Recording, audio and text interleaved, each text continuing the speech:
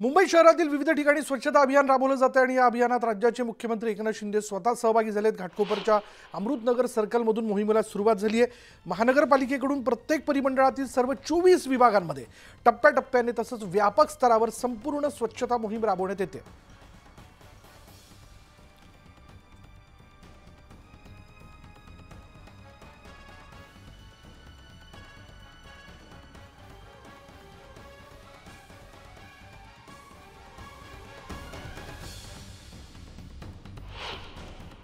आपल्याला ही स्वच्छता राखली पाहिजे आणि लोकांचाही सहभाग याच्यामध्ये येतो।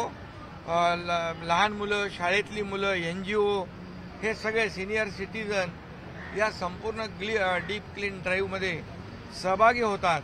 खरं म्हणजे अशा प्रकारची मोहीम जी आपण सुरू केलेली आहे याच्यामुळे मुंबई स्वच्छ होईल, सुंदर होईल आणि निरोगी होईल। या सर्व जिथे जिथे घाण कचरा असतो तिथूनच रोगराईला आमंत्रण असतं, रोगराई सुरू होते। परंतु मला वाटतं ही डीप क्लीन ड्राईव्ह जो आहे हा फक्त महापालिकेचा नाही तर सर्व मुंबईकरांचा आहे।